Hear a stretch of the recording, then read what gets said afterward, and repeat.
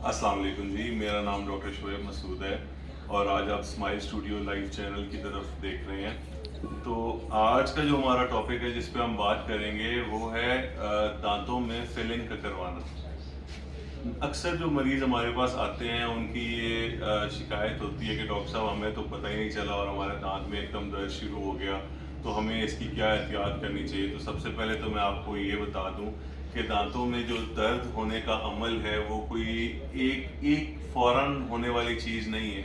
ये over the period of months या over the period of years चीज़ develop होती है। दांतों में जब कीड़ा लगना शुरू होता है तब हम लोग जनरली उसको इग्नोर करते हैं। डेंटिस्ट के पास टाइमली चूँकि हमारा विजिट नहीं हो पा रहा होता, उसकी वजह से हम उस विजिट ना होने की वजह से हमारे डिटेक्ट नहीं हो पाती वो चीज़ें कि किस दांत में कीड़ा लगा हुआ है। और वो जब वो कीड़ा बढ़ के वो जो डिके बढ़ के आपके पल्प तक पहुंचता है और आपके दांतों में सेंसिटिविटी और दर्द क्रिएट करता है, तब आप डॉक्टर के पास जाते हैं। तो इसलिए सबसे पहले तो अपना रेगुलर चेकअप और विजिट्स को यकीनी बनाएं। जब भी डॉक्टर आपको कहीं कहे कि आपके दांतों में कीड़ा लगा है तो उसका इलाज क्या है, तो उसका इलाज जो है वो या उस कीड़े को निकाला जाए, डॉक्टर उसको निकाल के उसकी फिलिंग करता है। कीड़ा बेसिकली कोई जिंदा एनिमल या जानवर नहीं है, ये कोई जिंदा कीड़ा नहीं है, ये बेसिकली टूथ का डिके होता है। इसको डेंटल केरीज बोलते हैं हमारी टर्मिनोलॉजी में। एक लेमैन को समझाने के लिए इसको कीड़ा कहा जाता है। तो जब हम इसके सबसे पहले डेंटिस्ट के पास जाते हैं, वो इसको डिटेक्ट करता है। हमें भी अगर खुद हम अपने दांत ब्रश कर रहे हैं, दांत कहीं से काले काले हमें नज़र आते हैं, तो हमें फौरी अपने डेंटिस्ट से रजू करना चाहिए।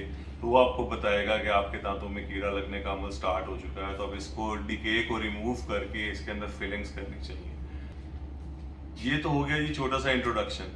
अब इस इंट्रोडक्शन के बाद मैं आपको बताऊंगा कि फिलिंग की टाइप्स कितनी होती हैं। जनरली आप लोग देखते हैं कि दांतों के अंदर दांतों के रंग की भी फिलिंग होती है, और हम जो बहुत पहले देखते थे कि एक सिल्वर कलर की भी बीच में दांतों में फिलिंग हुई होती थी। तो यस, दांतों की दो टाइप्स की फिलिंग्स हैं। एक होती है टूथ कलर्ड फिलिंग और एक होती है अमेलगम फिलिंग। जो अमेलगम फिलिंग है वो मोस्टली पिछले दांतों में जो आपकी दाढ़ें हैं या आपकी जो छोटी दाढ़ें हैं उसमें की जाती है, और वक्त के साथ साथ अब वो ऑब्सलीट होती जा रही है। गो के वो सबसे मजबूत तरीन भराई है, वो उसका लॉन्ग लास्टिंग इफेक्ट है। लेकिन रिसेंट रिसर्च में ये कहती हैं कि उसके अंदर सिल्वर कंटेंट होता है, अमेलगम कंटेंट होता है, जो कि आपकी सेहत के लिए नुकसानदेह हो सकता है। तो इसलिए आप उसको मोस्टली डॉक्टर्स अवॉइड करते हैं, लेकिन उसकी जितनी अच्छी स्ट्रेंथ है उसकी किसी फिलिंग की उतनी अच्छी स्ट्रेंथ नहीं है। उसके साथ साथ एक और टूथ टाइप है, फिलिंग टाइप है, उसको कहते हैं सिरेमिक फिलिंग या कंपोजिट फिलिंग। वो जो कंपोजिट फिलिंग है वो बेसिकली दांत के कलर की होती है और एक ब्लू लाइट के ज़रिए से वो की जाती है।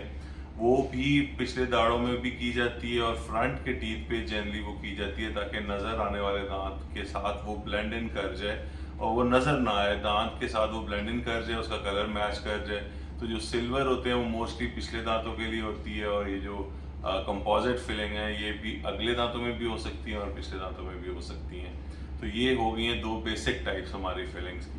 अब फिलिंग करने का जनरली आपके कीड़े के ऊपर डिपेंड करता है कि आपका डिके टूथ के अंदर कितना ज़्यादा है। वो डॉक्टर का आपको पता होगा कि वो उस कितना ज़्यादा उस टाइम डिटेक्ट हो रहा है, वो उसको उसी वक्त निकाल देगा और उसके अंदर भराई कर देगा। इस प्रोसेस पे अप्रॉक्सीमेटली आपके 20-25 मिनट लग जाते हैं एक टूथ की अच्छी फिलिंग करने में।